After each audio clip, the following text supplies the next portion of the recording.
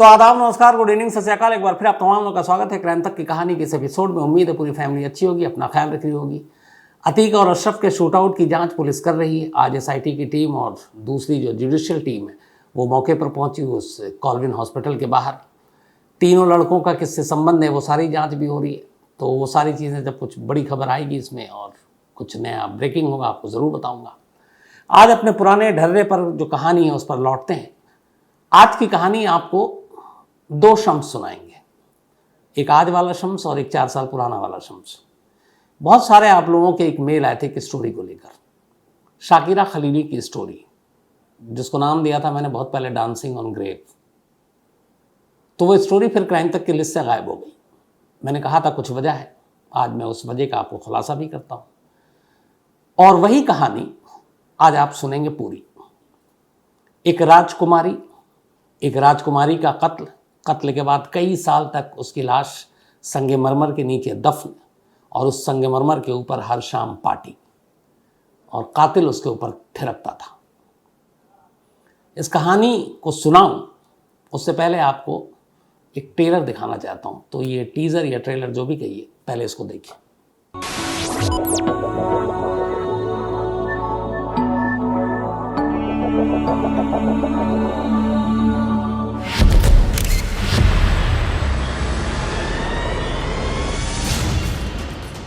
Cruel man, schemed. He once told me the only language anybody knows is money.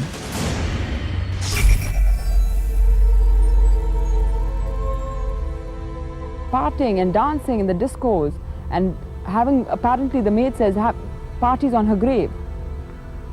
He's an animal, he's not a man.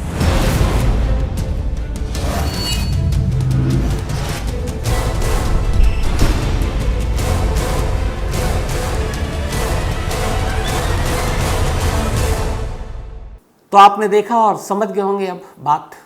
Dancing on Grave Prime Video पर कल यानी 21 अप्रैल को ये release हो रहा है। 4 episode हैं और इसमें मैं आपको दिखूंगा, अपनी बातें भी रखूंगा, बताऊंगा, और अच्छी डॉक्यूमेंट्री बनी है। तो मैं चाहता हूं कि आप लोग भी देखें प्राइम वीडियो पर, और देखने के बाद अपनी राय ज़रूर दीजिएगा। तो ये वो कहानी है जो मैंने शुरू में कहा, एक राजकुमारी की और उसके कत्ल की बहुत ही मिस्टीरियस कहानी।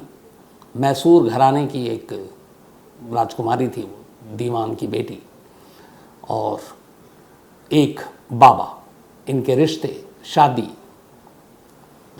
और ये जो मैसूर घराने की राजकुमारी थी, इनके हस्बैंड जो वो IFS इंडियन फॉरेन सर्विस में ऑस्ट्रिया में एम्बेसडर है इंडिया के।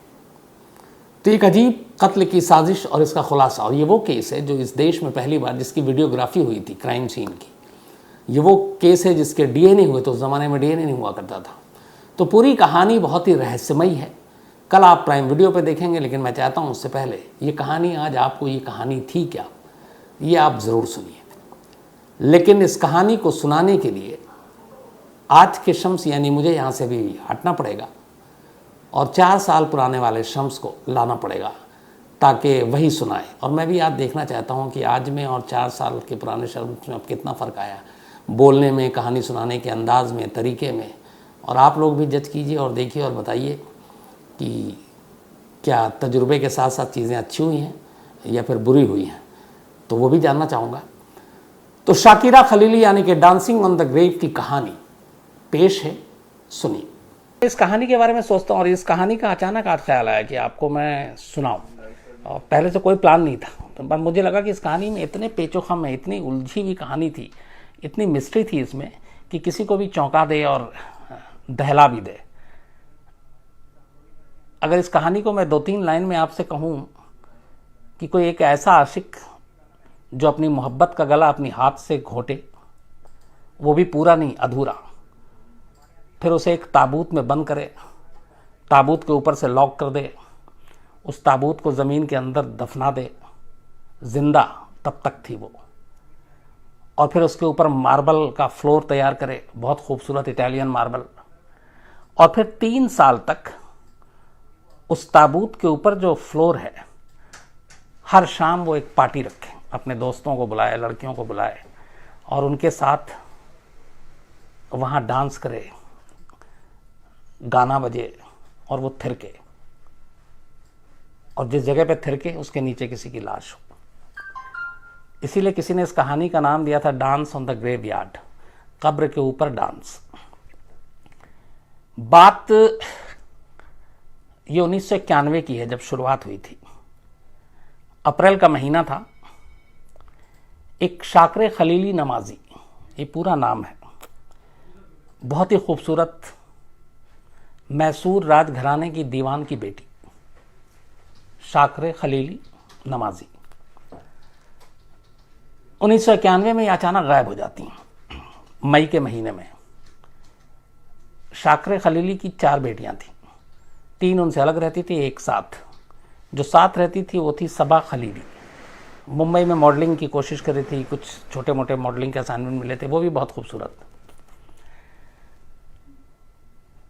अब ये जो 4 बेटी थी, इससे पहले कि मैं 91 की कहानी आऊँ, उससे पहले 85 में आता हूँ। 85 में शाकरे खलीली की शादी अकबर खलीली 1985 में उनके साथ होती है। IAS अफसर थे अकबर खलीली, ऑस्ट्रेलिया में इंडिया के हाई कमिश्नर भी रहे। तो शाकरे खलीली और अकबर खलीली की शादी हुई 1985 में। उसके बाद इनकी 4 बेटियां हुई। पूरा फैमिली खुश ठीक ठाक रह रहा था, लेकिन शाकरे खलीली को एक चीज़ का अफसोस था कि उनको कोई बेटा नहीं है। तो उस बेटे को लेकर कई बार परिवार में झगड़ा भी चल रहा था, सब कुछ हो रहा था। इसी दौरान 1991 में शाकरे खलीली दिल्ली आती हैं। दिल्ली में एक यूपी के शाही फैमिली का घर था, राजशाही फैमिली का पुराने। तो उनके घर में कोई शादी थी, वहाँ पे वो आती हैं। तो जब वो शादी में आती हैं तो यहाँ उनकी मुलाकात एक शख्स से होती है, स्वामी श्रद्धानंद उसका नाम था। उससे पहले उसका नाम था मुरली मनोहर मिश्र। ये मध्य प्रदेश सागर का रहने वाला था, और दिल्ली में जो यूपी का शाही परिवार था उसके घर में ये नौकर हुआ करता था। लेकिन नौकर होने के साथ इसकी एक और खासियत थी, ये टैक्स के मामले में और प्रॉपर्टी के मामले में बहुत तिकड़मबाज हुआ करता था। लोगों के काम भी कराता था, उस शाही परिवार के भी कई काम कराता था, और ये थोड़ा सा अपने आप को तंत्र मंत्र और इस तरीके की चीज़ों का भी जानकार बताता था। तो 91 में जब शाकरे खलीली नमाजी दिल्ली आती हैं तो उस फैमिली के साथ रुकती हैं, और वहीं उनकी मुलाकात पहली बार इस मुरली मनोहर मिश्र उर्फ स्वामी श्रद्धानंद से होती है, जो MP के सागर का रहने वाला है। तो जब मुलाकात होती है तो उस दौरान में, शादी के दौरान ही मुरली मनोहर को पता चलता है कि शाकरे खलीली की 4 बेटी हैं और उनको एक बेटा चाहिए। तो ये उन्हें अपने जाल में फंसाता है। शाकरे खलीली बहुत खूबसूरत थी। जाल में फंसा के ये कहता है कि उनको बेटा हो जाएगा, उसके पास इसका उपाय है।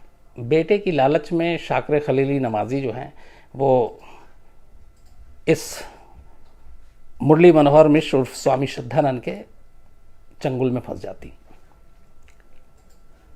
इसके बाद दोनों के बीच एक रिलेशनशिप हो जाती है, दोनों में प्यार हो जाता है। लेकिन यहाँ अलग अलग वजह थी। शाकरे खलीली को एक बेटा चाहिए था, और उसे लगा कि स्वामी श्रद्धानंद उसकी ये मुराद पूरी करेगा।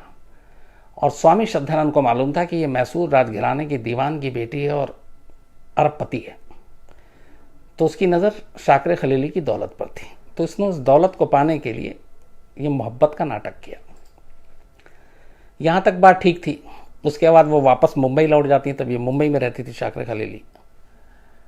और मुंबई लौटने के बाद एक दिन अचानक घर वालों को पता चलता है कि शाकरे खलीली ने स्वामी श्रद्धानंद मिश्र से शादी कर ली।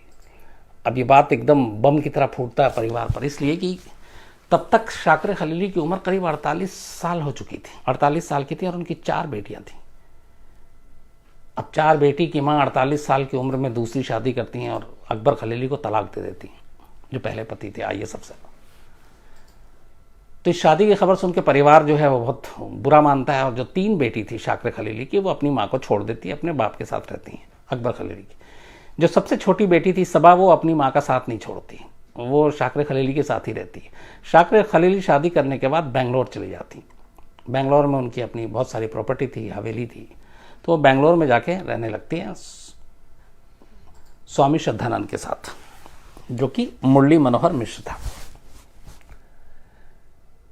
अब वहाँ पे जब जाती हैं तो सबा इनके साथ थी कुछ दिन। उसके बाद सबा भी बहुत खूबसूरत थी, उसे मुंबई में मॉडलिंग करने का शौक था, वो मुंबई चली जाती है, वहाँ मॉडलिंग करती है। लेकिन वो लगातार फ़ोन पे टच में थी अपनी माँ के, और कभी कभी हफ्ता महीने में वो बेंगलोर भी आती, 1-2 दिन रहती, फिर चले जाती, और ना भी आती तो वो फ़ोन से लगातार दोनों माँ बेटी बात करती। और बाकी परिवार के सारे लोगों ने शाकरा खलीली से अपना रिश्ता तोड़ लिया। 91 में शादी के बाद अचानक, जो मैंने आपको बताया कि एक दिन शाकरा खलीली गायब हो जाती है। अब वो कब गायब हुई एग्जैक्ट डेट किसी को पता नहीं था, इसलिए कि सबा ने जब मुंबई से फ़ोन करना शुरू किया तो शाकरा खलीली ने फ़ोन नहीं उठाया, और घर का लैंडलाइन बजता था, या कई बार स्वामी श्रद्धानंद फ़ोन उठाता और कहता कि वो कभी हैदराबाद गई, कभी कहीं गई हैं, कभी विदेश गई हैं, तो इस तरीके से टालता रहा। तो मई के महीने से ये सिलसिला शुरू हुआ कि शाकरा खलीली का किसी से फ़ोन पे बात नहीं हो रहा, मतलब अपनी बेटी से। इसके बाद करीब 9 महीना गुजर जाता है। 9 महीने तक स्वामी श्रद्धानंद सबा खलीली को लगातार टालता रहता है कि यहाँ है, वहाँ है, वहाँ। जो आखिरी उसने जब इसने फोर्स किया सबा ने कि 9 महीना हो गए, मेरी माँ का कुछ सुराग नहीं मिल रहा, कोई पता नहीं मिल रहा, तो मैं पुलिस के पास जाऊँगी। तो वो कहता है कि नहीं, तुम्हारी माँ जो है वो प्रेग्नेंट है और यूएस गई हैं डिलीवरी कराने के लिए। यूएस में, अमेरिका में एक रूजवेल्ट अस्पताल है न्यूयॉर्क में, वहाँ पे। तो सबा पढ़ी लिखी होशियार थी, उसने फ़ौरन ढूंढा और यूएस में न्यूयॉर्क का रूजवेल्ट अस्पताल का नंबर लिया। वहाँ उसने फ़ोन किया, उसने बोला कि ये पेशेंट हैं शाकरा खलीली नवाजी के नाम की, मुझे बात करनी है। तो हॉस्पिटल ने पूरा रिकॉर्ड चेक करके बताया कि यहाँ पे इस नाम के कोई पेशेंट है ही नहीं। जब हॉस्पिटल से ये सुराग मिला तो फिर उसने स्वामी श्रद्धानंद को वापस फ़ोन किया कि वहाँ तो गई नहीं है, तुम झूठ बोल रहे हो। तो स्वामी श्रद्धानंद ने फिर कुछ और झूठ बोलना शुरू किया, तो उसे शक हो गया। तब गुमशुदगी के 9 महीने के बाद जून 1992 में सबा खलीली बेंगलोर पहुंचती है, और बेंगलोर में जो इनका घर था वो अशोक नगर इलाके में आता है, पॉश एरिया है।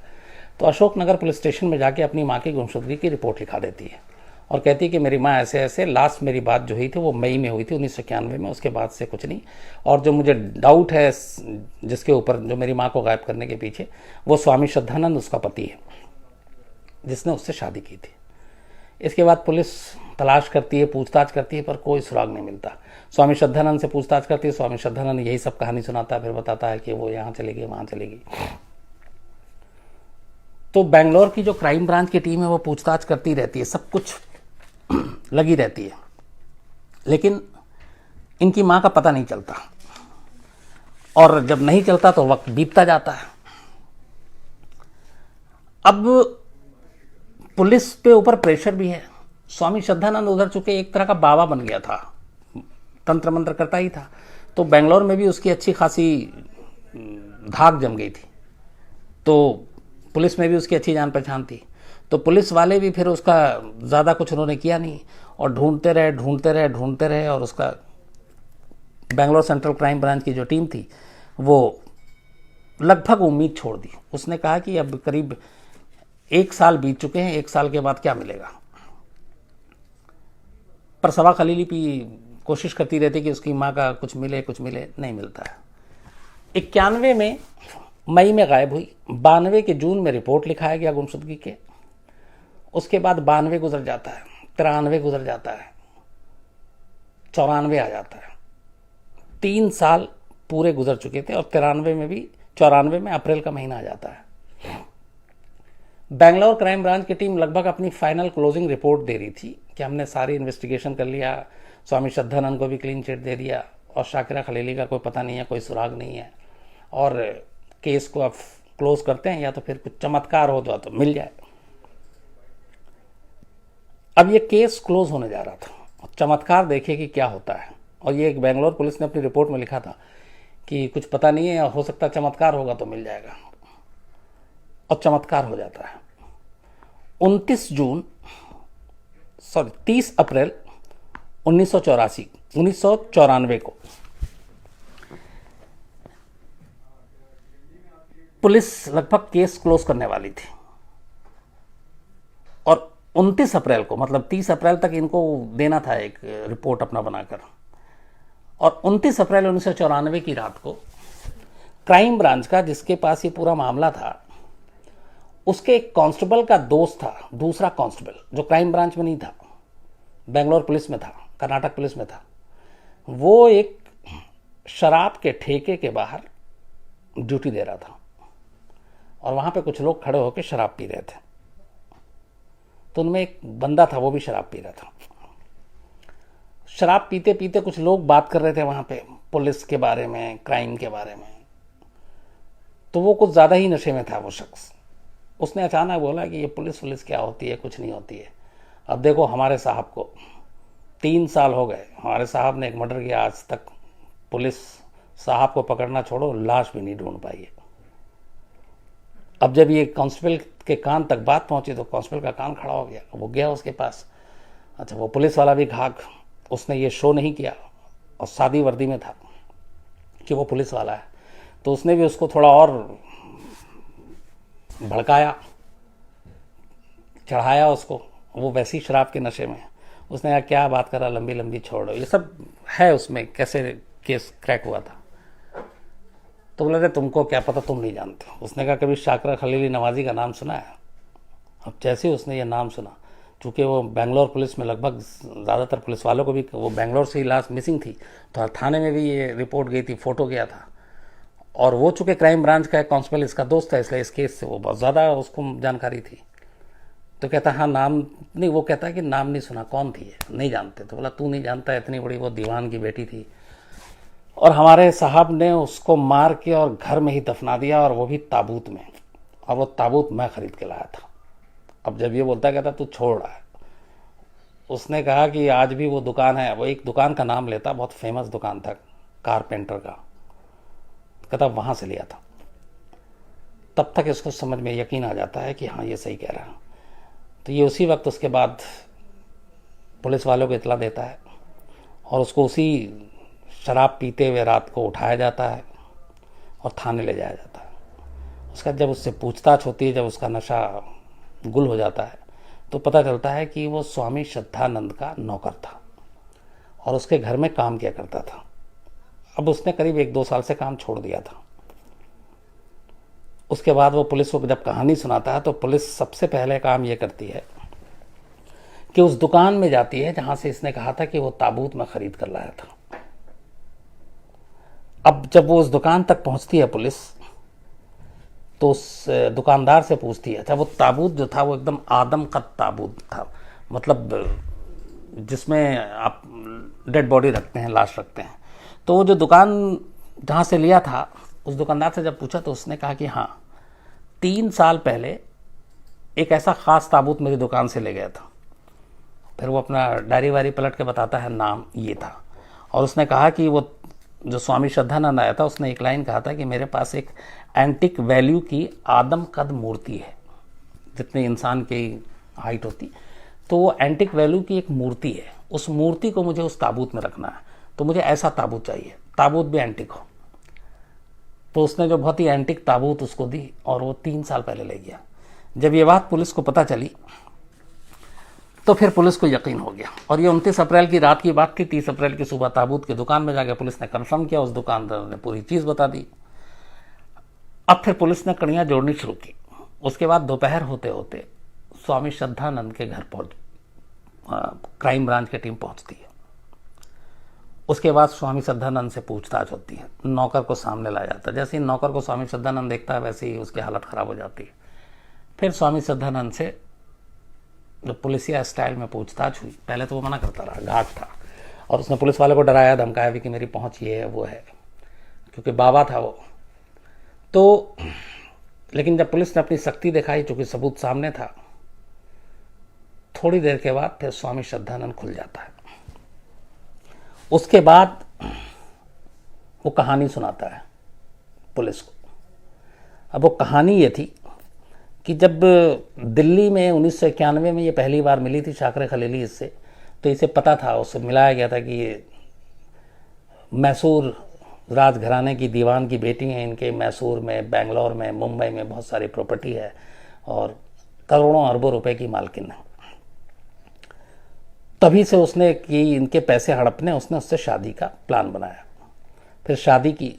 शादी के बाद थोड़े दिन तक ठीक चलता रहा, लेकिन शादी के बाद शाकरे खलीली की 3 बेटी उससे नाराज़ थी, अलग रहती थी, लेकिन ये हमेशा जो अपनी सारी प्रॉपर्टी या पैसे थे वो बराबर बराबर अपनी बेटियों को भेजती थी। सबा छोटी बेटी साथ रहती थी तो वो साथ दे देती थी, और इसकी जितनी प्रॉपर्टी थी, फिर इसने धीरे धीरे शादी के बाद शाकरे खलीली को थोड़ा समझ में आने लगा स्वामी श्रद्धानंद के लालच के बारे में, तो उसने अपनी प्रॉपर्टी धीरे धीरे करके अपनी बेटियों के नाम करना शुरू कर दिया। अब जब ये नाम करना शुरू किया तो स्वामी श्रद्धानंद को ये हुआ कि उसका अपना साजिश फेल होते हुए नजर आया। उसने लगा कि अगर सारी प्रॉपर्टी ये बेटियों को दे देगी तो फिर मेरे हिस्से में क्या आएगा।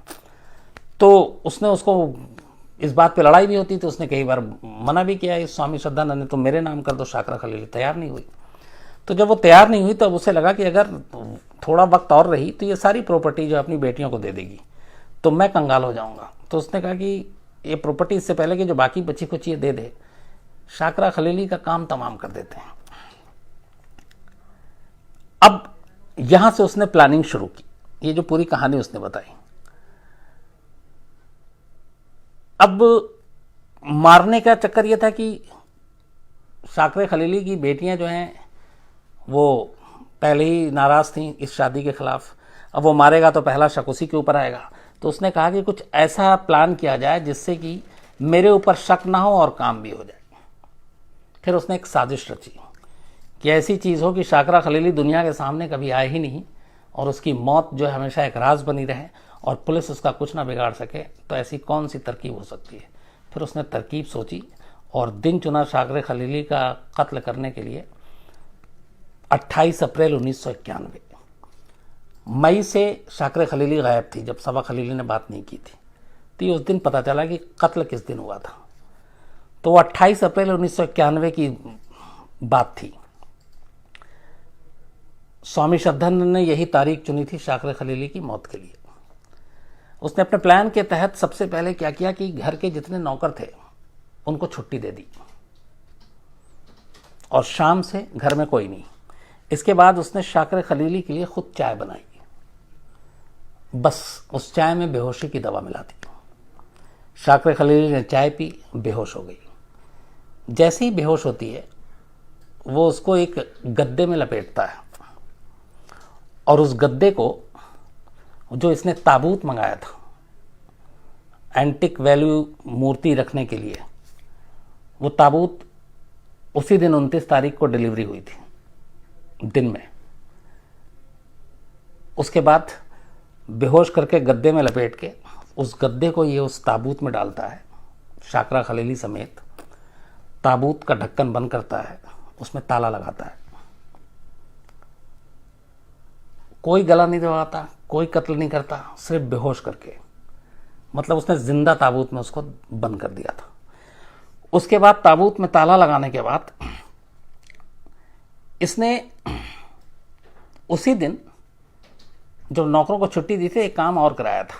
28 तारीख को इसने अपने घर में बोला था, 28 अप्रैल को, कि घर के बीच में हमें जो है वो पानी का एक टैंक बनाना है। तो उसके लिए उसने अपने घर का जो पूरा एक आंगन जैसा एरिया था खुला, तो उस टैंक के लिए उसने गड्ढा खुदवाया था। 28 अप्रैल को मर्डर करता है और 27 अप्रैल को वो एक गड्ढा खुदवाता है जब शाकरा खलीली जिंदा थी।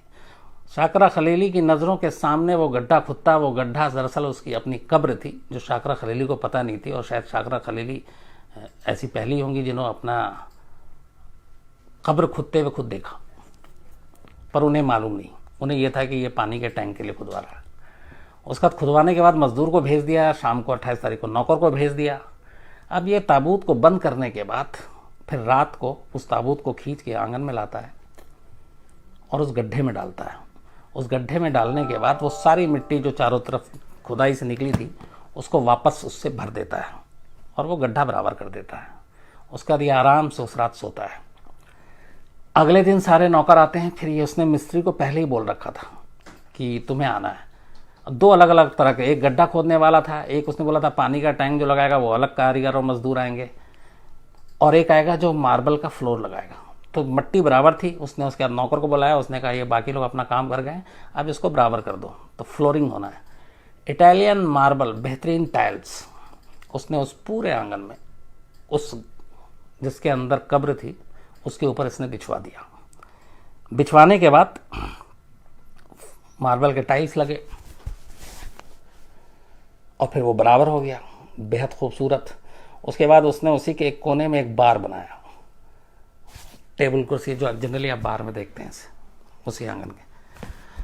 और फिर उसने नेक्स्ट डे ही जब ये फ्लोरिंग का काम पूरा हो गया, उसने पहली पार्टी दी, अपने दोस्तों को बुलाया और सब दारू पीने के बाद, शराब पीने के बाद वहीं उस फ्लोर पे म्यूज़िक के साथ डांस कर रहे थे और नीचे शाकरा खलीली जिंदा दफन थी। उसके बाद ये सिलसिला 3 साल चला, 91 से लेके 94 तक, जब तक कि ये खुला नहीं ये मामला। 94 तक लगभग हफ्ते में 3-4 दिन वहाँ पार्टी होती, लोग आते, उसी फ्लोर पे डांस करते, स्वामी श्रद्धानंद खुद डांस करता और इस तरह से ये चलता रहा। लेकिन उस शराब के नशे में उस नौकर ने जो बता दिया उसकी वजह से ये भेद खुला। अब जब इसको गिरफ्तार करके पूछताछ के इसने अपनी सारी चीज़ें मान ली, जब मान ली तो फिर पुलिस ने बुलाया, खुदाई का काम शुरू हुआ उसी फ्लोर से जहाँ पे इसने दफनाया था। अब उसको बताया गया कि कहाँ पे है, तो इसने बाकायदा फिर बताया कि ये इलाका है जहाँ पे ये ताबूत दफन है। अब पुलिस की मौजूदगी में उसकी खुदाई होती है और पूरी खुदाई की कैमरे में लाइव रिकॉर्डिंग होती है। उसी की झलक मैंने आपको अभी टीज़र में दिखाई है। ये बाकायदा खुदाई होते हुए, ताबूत बाहर आते हुए, ये सब इन कैमरा है, रिकॉर्डेड है। खुदाई होने के बाद एकदम वो खड़ा हुआ है स्वामी श्रद्धानंद, उसके बाद अचानक नीचे से ताबूत दिखता है, ताबूत को बाहर निकाला जाता है। ताबूत के अंदर सिर्फ एक कंकाल था, क्योंकि 3 साल पुराना मामला था। अब ये शाकिरा खलीली हैं कि नहीं ये कैसा पता चले, तो अंगूठी और हाथों में चूड़ियाँ थी सोने की और डायमंड की। उससे घर वालों ने, सबा ने, इन लोगों ने पहचाना कि ये मेरी माँ है, ये शाकिरा खलीली हैं, क्योंकि ये उन्हीं की अंगूठी, ये उन्हीं के है। लेकिन सिर्फ अंगूठी और उससे नहीं हो सकता था, इसलिए फिर उसका DNA कराया गया और उस DNA से ये साबित हो गया कि ये शाकिरा खलीली है। ये रहा अलग पार्ट। अब इसके बाद जब पुलिस और फॉरेंसिक की टीम ने जब ताबूत की छानबीन की, ताबूत को जब चेक करना शुरू किया, तो उस ताबूत के अंदर ऊपर की तरफ और दाएं और बाएं, जैसे मान लीजिए मैं ताबूत में लेटा हूं तो मेरा ये ऊपर है और ये इधर और इधर, बाहर से वो लॉक है। नाखून के सैकड़ों निशान थे और शाकिरा खलीली के नेल्स भी बड़े थे। आमतौर पे महिलाएं जो हैं वो रखती हैं। सैकड़ों निशान दाएं बाएं ऊपर। तो फॉरेंसिक एक्सपर्ट ने जब उसकी जांच की तो उसने बताया कि ये निशान इसलिए थे कि जब उसको बेहोश करके ताबूत में बंद कर दिया गया था, उसके बाद शाकिरा खलीली को होश आ गया। होश आ गया तो वो अंदर उसका दम घुट रहा था, दम घुट रहा था, तो वो बाहर निकलने के लिए छटपटा रही थी और छटपटाहट में वो लगातार उसको खोलने के लिए हाथ पैर चला रही थी। जब उससे नहीं खुल पाया तो वो नाखून से खुरच खुरच के उस ताबूत की लकड़ी को, मतलब कि नाखून से वो लकड़ी खुरच जाए पूरी तरह से और वो बाहर आ जाए, क्योंकि दम घुट रहा है अंदर। तो वो सैकड़ों निशान नाखून के थे जिससे ताबूत को खुरच के बाहर निकलने की एक नाकाम कोशिश की गई थी। और तब पता चला कि उसे जिंदा ताबूत में दफन किया गया था। जब उसको गड्ढे में भी डाला गया तब तक वो जिंदा थी। उसके बाद उसकी फिर दम घुटने से मौत हो गई। अब इसके बाद जब ये सारा मामला आता है सामने और जब एक जिंदा एक शहजादी दीवान की बेटी उसके साथ ये, तो फिर पूरे बेंगलोर में, बाकी जगह देश में ये सुर्खियां बनती है खबर की, कोई ऐसा भी हो सकता है। और ये जो हम आजकल के देख रहे हैं बाबाओं, एक से एक बाबा के किस्से आप देख रहे हैं, मुझे लगता है कि ये हिंदुस्तान का पहला बाबा था स्वामी श्रद्धानंद जिसने इस तरीके की क्रूर हरकत की थी।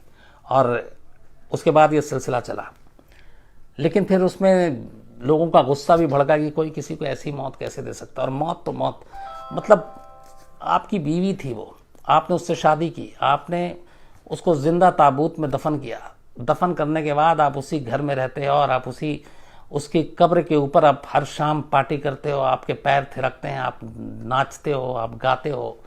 मतलब आप कैसे आप इंसान हो, ये कैसे हो सकता है। तो इसलिए ये सारी चीज़ें जब कहानियाँ आई तो बहुत सुर्खियों में आई। फिर कोर्ट कवरिंग के लिए मैं इसके बेंगलोर गया और मैं एक बार स्वामी श्रद्धानंद को मैंने पास से देखा। बातचीत करने का मौका नहीं मिला क्योंकि पुलिस प्रोटेक्शन में था और बहुत सारी चीज़ें थी, लेकिन वो बहुत ही मोटा सा था और उसके चेहरे से कोई वो नहीं आ रहा था कि उसको कोई मलाल हो, कोई अफसोस हो उसके किए का। उसके बाद ये मामला चलता रहा। 30 अप्रैल 1994 को ये गिरफ्तार हुआ था और 11 साल के बाद बेंगलोर सेशन कोर्ट ने इसका मुकदमा चला। 11 साल तक, 11 साल के बाद, और इसमें पूरे में करीब 150 लोगों की गवाहियाँ हुई।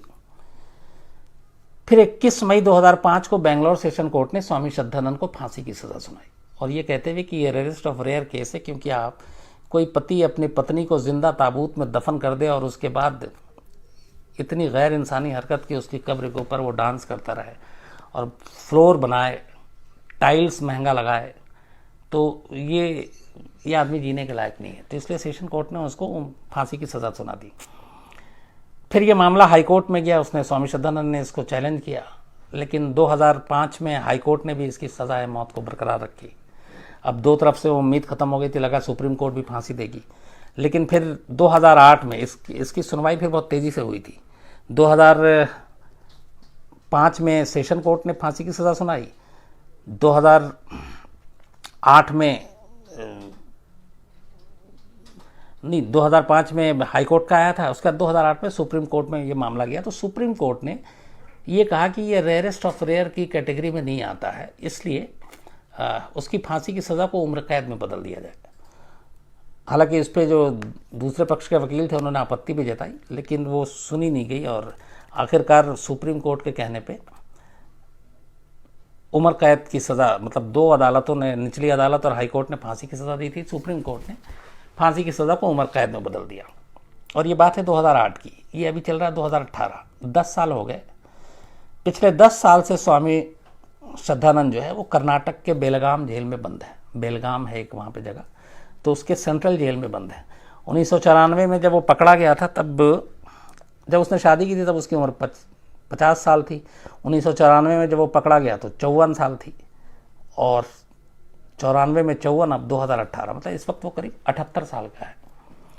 तो 78 साल हो गए। 78 साल की उम्र में वो अभी जेल में है और उसको ताउम्र कैद की सज़ा हुई है, मतलब जब तक वो जिंदा रहेगा तब तक जेल में रहेगा। तो हिंदुस्तान के जुर्म के इतिहास की ये वो कहानी थी जिसको बाद में अखबारों ने, टीवी ने, सबने जो नाम दिया था वो था डांसिंग ऑन द ग्रेवयार्ड, मतलब कब्र के ऊपर डांस करना। एक पति जो पूरे 3 साल तक अपनी बीवी की कब्र के ऊपर थिरकता रहा, नाचता रहा, पार्टियां करता रहा, महफिलें सजाता रहा, सोचिए फिर वो कैसा इंसान होगा। तो ये थी शाकिर खलीली नवाजी की कहानी, जिसने एक वक्त में हिंदुस्तान के हर राज्य में, हर अखबार में सुर्खियां बनी थी। जो तो लीजिए, एक बार फिर से आज का शम्स आ गया। 4 साल पहले ये कहानी सुनाई थी और इस कहानी को इसलिए हटाना पड़ा था क्योंकि प्राइम वीडियो के साथ एक कॉन्ट्रैक्ट था कि डॉक्यूमेंट्री बन रही है और इसीलिए किसी भी प्लेटफॉर्म पर ना हो वो। तो आज तक इंडिया टुडे, उस पर भी ये स्टोरी मैंने की थी, चली थी, और फिर क्राइम तक पे कहानी सुनाई, तो हर जगह से मुझे ये हटाना पड़ा। अब चूँकि शर्त पूरी हो गई, डॉक्यूमेंट्री कल रिलीज़ हो रही है, तो अब इस पर कोई बंदिश नहीं, कोई बंधन नहीं, इसीलिए वापस ये कहानी लौट आई है उसी लिस्ट में।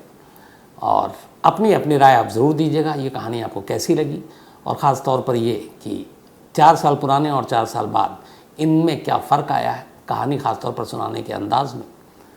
तो आपकी राय है उसका इंतज़ार रहेगा। और कल प्राइम वीडियो पर डांसिंग ऑन ग्रेव, शायद दोपहर 12 बजे, हर OTT प्लेटफॉर्म पे जो भी चीज़ रिलीज़ होती है शायद दोपहर 12 बजे होती है, तो शायद 12 बजे कल प्राइम वीडियो पे ये रिलीज़ हो रही है डांसिंग ऑन ग्रेव। देखिए और फिर बताइए, अपनी राय भी दीजिए। तो आज कहानी में इतना ही। अब आपसे मुलाकात होगी कल रात 9 बजे किसी नई कहानी के साथ। तब तक अपना ख्याल रखिएगा। Thank you very much.